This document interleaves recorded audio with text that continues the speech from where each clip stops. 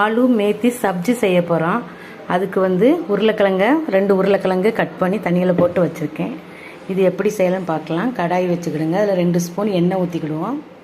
இதில் உளுந்தம்பருப்பு, கடுகு, ஜீரகம், தட்டி வச்ச 2 பூண்டு. இந்த பூண்டு எண்ணெயில் நல்லா வதங்கணும். அப்போ தான் நல்லா வாசமாக நல்லாயிருக்கும். அதுக்கப்புறம் கட் பண்ணி வச்ச 2 வெங்காயம், இதையும் நல்லா வதக்கிக்கிடுவோம். இதுக்கு 1 கட்டு வெந்தயக்கீரை வேணும். இதை நல்லா பொடிசாக கழுவி வச்சுருக்கேன். இனி பொடிசாக கட் பண்ணி எடுத்துக்கலாம். வெங்காயம் நல்லா கண்ணாடி பதம் வதங்கிருச்சு. இனி 3 தக்காளி கட் பண்ணி வச்சுருக்கேன். இதையும் போட்டு நல்லா வதக்கிக்கிடுவோம். வெங்காயம் நல்லா வதங்கிடுச்சு, தக்காளி வதங்கிருச்சு. இனி 2 பெரிய உருளைக்கிழங்கு கட் பண்ணி வச்சுருக்கேன். இது நல்லா கழுவியாச்சு. இது வெங்காயத்து கூட போட்டுக்கிடுங்க. இதில் 1/2 ஸ்பூன் மஞ்சத்தூள்,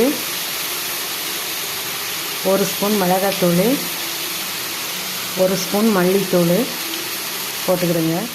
தேவையான அளவு உப்பு போட்டு நல்லா கலந்துக்கிடுங்க. ஒரு 1/2 டம்ளர் தண்ணி ஊற்றி ஒரு 10 நிமிஷம் மூடி வச்சு வேக வைக்கலாம். உருளைக்கிழங்கு 3/4 வந்துருச்சு. இனி நம்ம கட் பண்ணி வச்ச வெந்தயக்கீரை போட்டு நல்லா வதக்கிக்கிடலாம். பார்க்குறதுக்கு கீரை அதிகமாக தெரியும், ஆனால் வதக்குனா கம்மியாக கொஞ்சமாக சுருங்கிடும். இதனால் கலந்துட்டு இது ஒரு 5 நிமிஷம் சிம்மில் வச்சு வேக வச்சிடலாம்.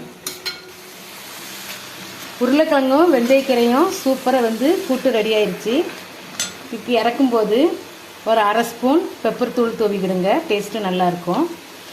இதை நல்லா கலந்து அப்படியே எடுத்துக்கலாம். ஆலு சப்ஜி இதை அப்படியே கலந்து எடுத்துக்கலாம். நல்லா டேஸ்டான ஆலு மேத்தி சப்ஜி ரெடி. இது சப்பாத்தியோட சாதத்தோடலாம் சாப்பிடுங்க.